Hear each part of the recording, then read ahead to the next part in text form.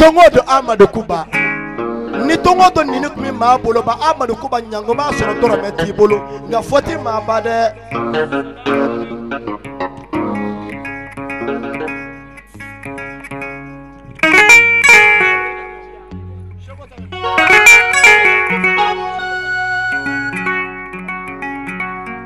terus sila Kuba dema ay tegara fay mamu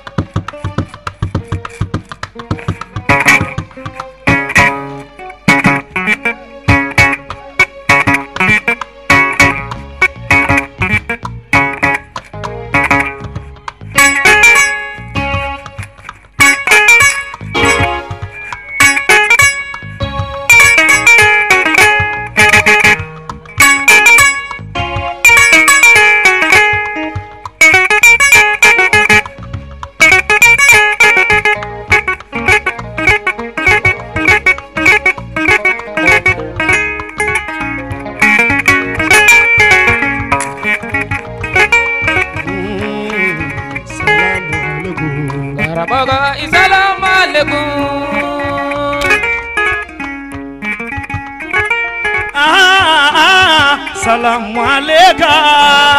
Salamu alaikum.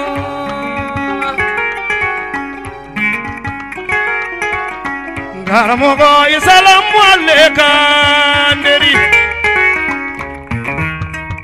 La ilaha illallah Muhammadur Rasulullah. Sama bi maminye kwami to tigi gosi. Salamu alaikum. Au mi barola bilabi. Salamu alaikum.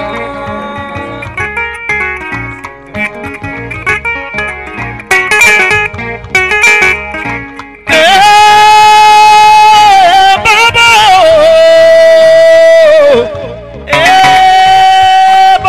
Baba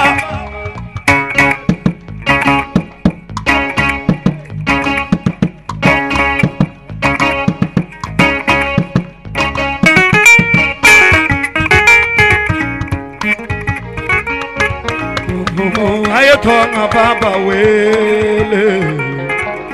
Baba yo salamu alaikum.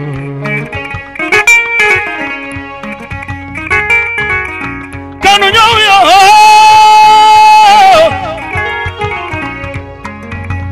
Damela nubi makari juru kwaribi nabawele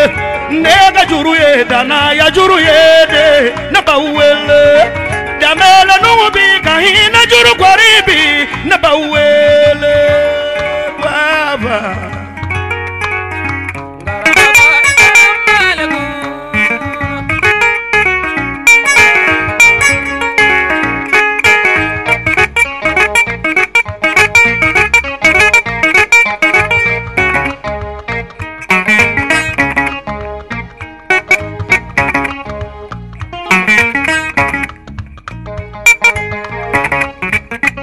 Jenabu fruche ne bewele jeo no brube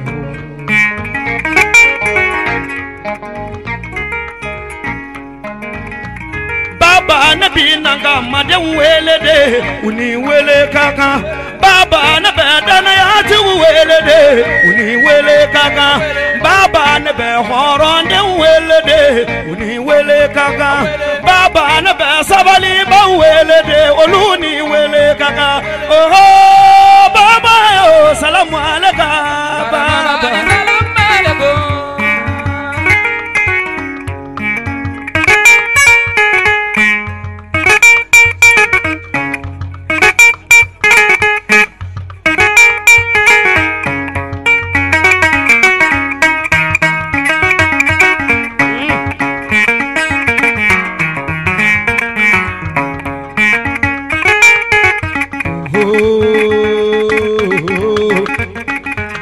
Bache bima si tanche nabi welela assalamu alaikum adama terina kanu nyongo baba nabi wele jamele nubi kulonga baba yede nabi welela bwake musolu gogo baba nabi wele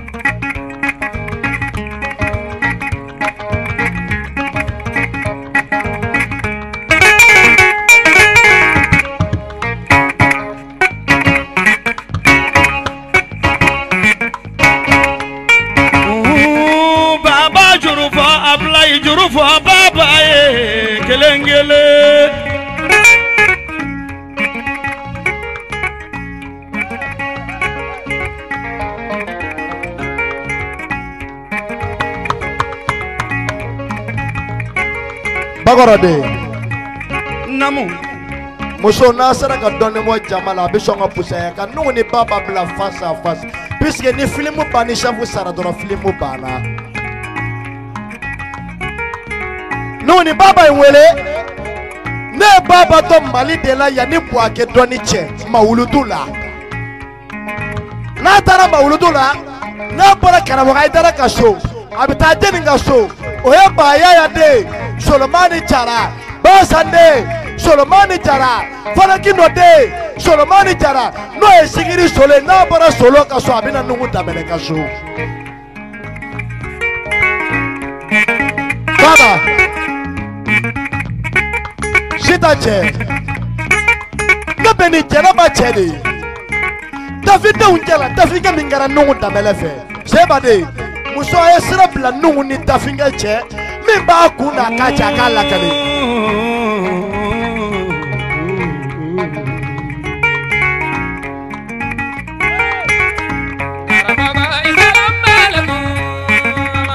makari to kona ni be bulo welelele au bi doninga baba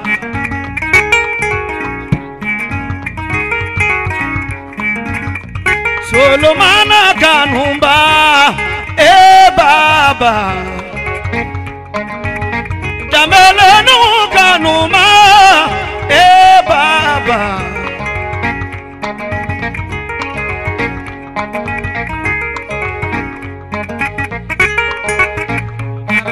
assalamu alaikum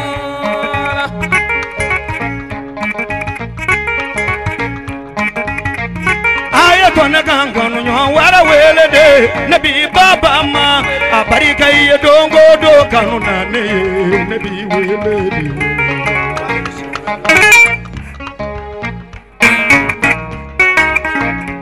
iya bobokalu ne concert following dafinde umaseka foi kane bi concert keneka dafi muso wulile me ubu to nyonga iba fo ko nyame kemeka donita ki tokoma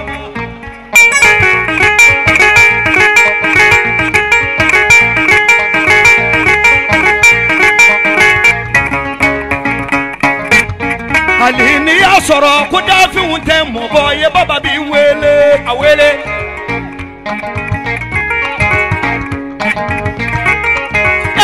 baba manyu ma undo yara naka baba laidu tigi dogo yara de baba sabali bagalu dogo yara adama kanu nyongo baba yo nebi wele adama filani teri naka me baba ma nebi wele adama kanu nyonderi baba yo nebi wele sita furuja nebi nanga mama nebi wele janeba furuja nebi siraboma nebi wele baba ima baroka me segunu be wele dai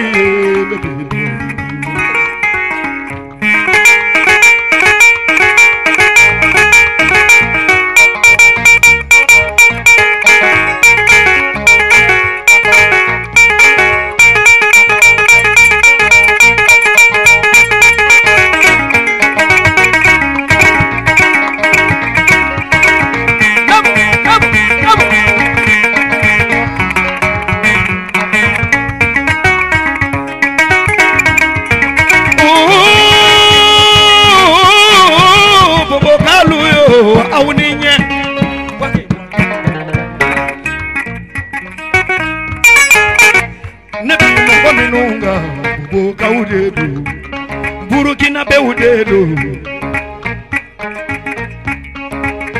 Baba Dafi umbemi Baba Dafi umbemi Filmati ke jemaye Dafi umbemi Nifi makele jemaye Foni ya pentiri Muja dafi umbemi Dafi uni sabara sengele bemi ja dafi umbemi dafi unine kegenge pondi bemi de dafi umbemi dafi wa awuni temedla pondi bemi dafi umbemi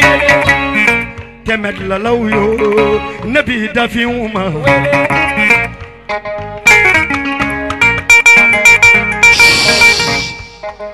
aya dade dafi umina kuma aha ai wanamo Ansu Ansi la hera ala ka wuli hera la Aminu da bela ka jama fo Woni na hera la to ala ko yima sigi hera la Nun dambele Anu mama deno Amina son suina Aka longa fo ko dafu fana bi doni lo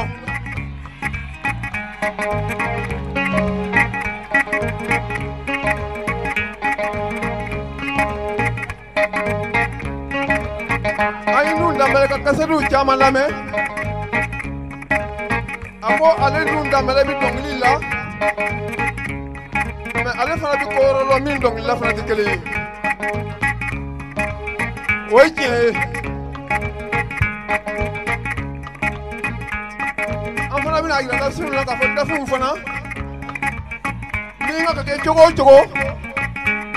dafu ngakala nelo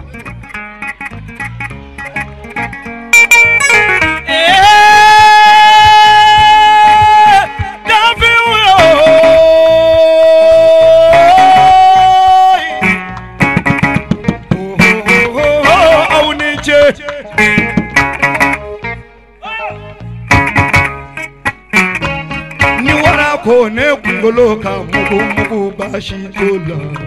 Moko tokola muru ni mani sogode Utella garetu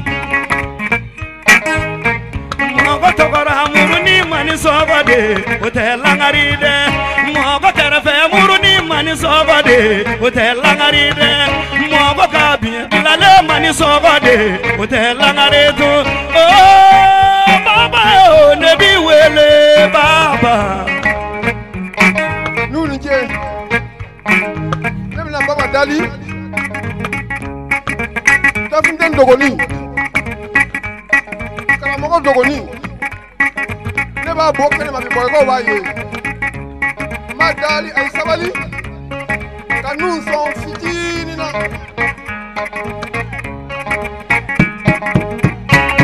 muso wuyo ay sabali naw sona ka ta kerefe o ko yema muso ay sabali aya jo ay sabali niye sunguru bayi kafe mina dugu kila mafe abeni ala ni kirate shumaja nota ka kelo bara suguma tafinye niye tafinye nuye mianga de baba bi fewore ki ka songo na boake ka utimin kalamo ifa satola doni dode bla kona ale de korobara ko ka doni ndamo baba ye nya bara bela jele ke ga bisigira ifa no la woloka ite kola tira boake mi misaka la kalewa Salam alaikum.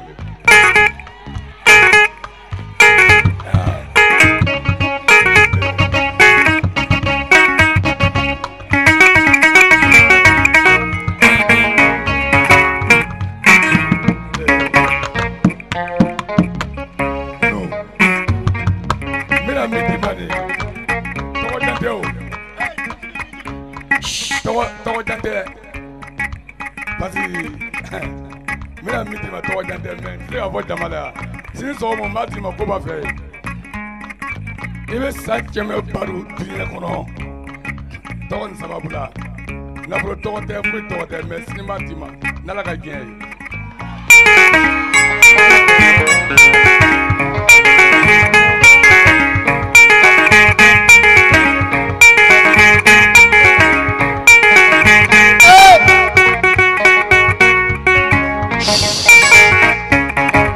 Boagao Nebi feka onyiningao Jando de kera malila yanika kwa yebinye Nuni shigwana ni Amadu Barikarla nyogona Faba fo cheliba ya to Amadi Kafo Anga nano siratike wobi anga blayandi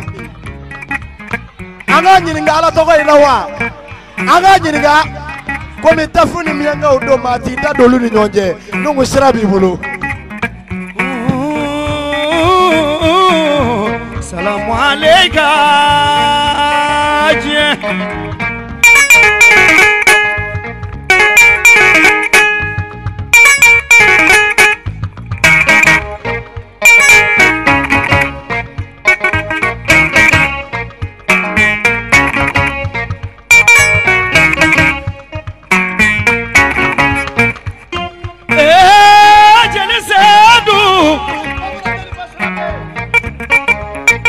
Ugo koneka kuma baba ane Amadu Kuba ambanyine Amadu Kuba fe ki sabali ningi bolo da dusula kado warabale ningake